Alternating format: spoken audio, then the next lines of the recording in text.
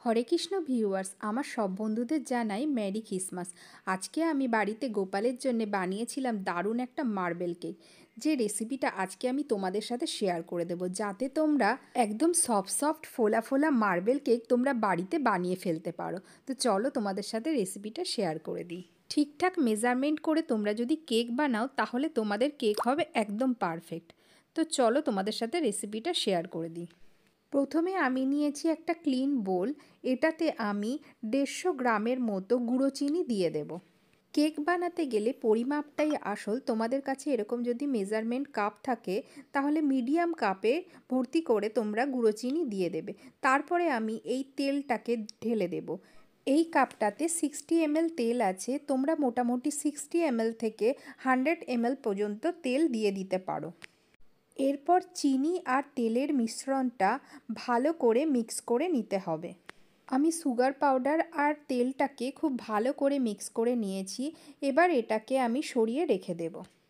এরপর আমার লাগছে আরেকটা ক্লিন বাউল। মেজারমেন্ট কাপের সবচেয়ে বড় কাপটাতে 250 গ্রামের মতো ময়দা ধরে। 250 গ্রামের মতো ময়দা আমি ঢেলে দিয়েছি। এরপর আমার লাগছে বেকিং পাউডার।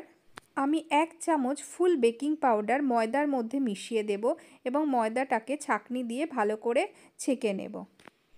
এবার আমি ময়দার মধ্যে মিশিয়ে নেব গুঁড়ো দুধ। আমি 100 গ্রামের মতো গুঁড়ো দুধ মিশিয়ে দিচ্ছি। এটাতেই কিন্তু কেক খুব সফট হবে। ময়দাটাকে ভালো করে মিক্স করে নেওয়ার পর এবার আমি চিনি আর তেলের যে মিশ্রণটা বানিয়ে রেখেছিলাম সেটা ধীরে ধীরে ময়দার মধ্যে দিয়ে একটা ব্যাটার বানিয়ে নিতে হবে।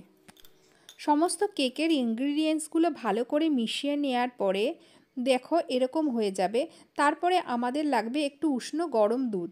মোটামুটি যে কাপে আমরা তেল দিয়েছিলাম 60 ml মতো দুধ আমাদের লাগবে। একেবারে দুধটা ঢেলে দেবে না, একটু একটু করে তোমরা কেকের ব্যাটারে মেশাতে থাকবে। দুধটা মেশানোর পরে দেখো কেকের ব্যাটারটা আমাদের এরকম দেখতে হয়েছে। 60 ml মতো দুধ দেওয়ার পরে আরও আমি 2 চামচ মতো দুধ দিয়েছি। মোটামুটি 70 ml মতো দুধ আমার এই ব্যাটারটাতে লেগেছে।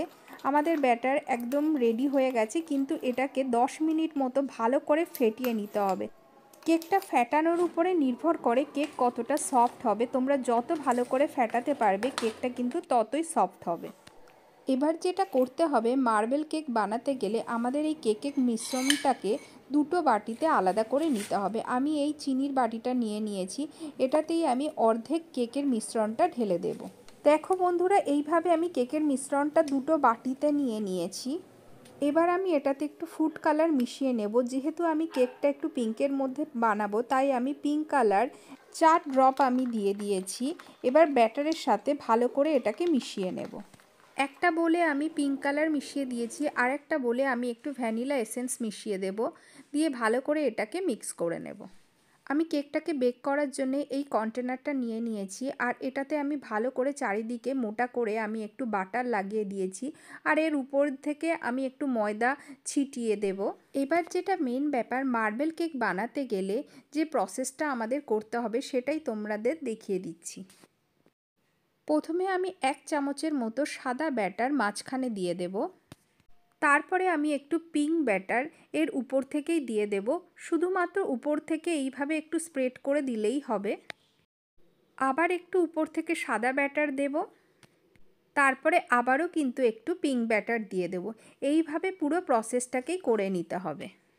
তোমরা চাইলে বন্ধুরা অন্য কালার ব্যবহার করতে পারো, চকলেট দিয়েও এটা করতে পারো, দেখতে খুব ভালো লাগে, কিন্তু আজকে আমি একটু পিঙ্ক কালারের উপর করেছি। মার্বেল কেক বানাতে গেলে একটু ধৈর্য নিয়েই কাজটা করতে হবে। একটু সময় লাগে, কিন্তু দেখতে কিন্তু খুব ভালো হয়। এইভাবে আমি পুরো ব্যাটারটাই দিয়ে দিয়েছি। এরপরে একটা কাঠি দিয়ে আমি এরকম করে কেকটার উপরে একটু ডিজাইন করে দেব, তাহলে কিন্তু দেখতে খুব ভালো লাগবে। আমি গ্যাসেই কেকটা বানাবো, তাই জন্যে কড়াইটাকে আমি একটু গরম হতে রেখে দিয়েছিলাম।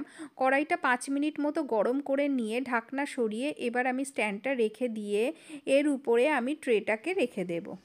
কেকটাকে এইভাবে সেট করে দিয়েই কিন্তু আমি একদম কভার করে দেব, এবং যাতে ভেপারটা একদম বাইরে না যায়, এবং গ্যাসটাকে সিম করে দেব।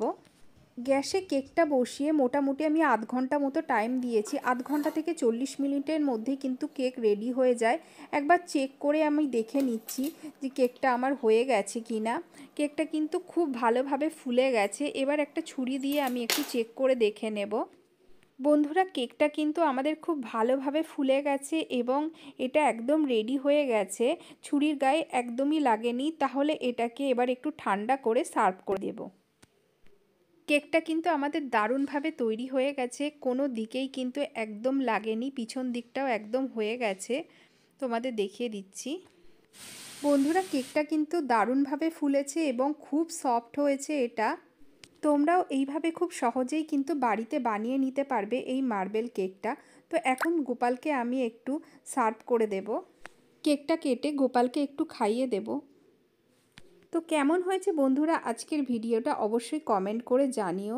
আর ভালো লেগে থাকলে একটু লাইক করে একটা কমেন্ট করে ফলো করে দিও চ্যানেলটাকে। আজ এ পর্যন্তই, আসবো একটা নতুন ভিডিও নিয়ে।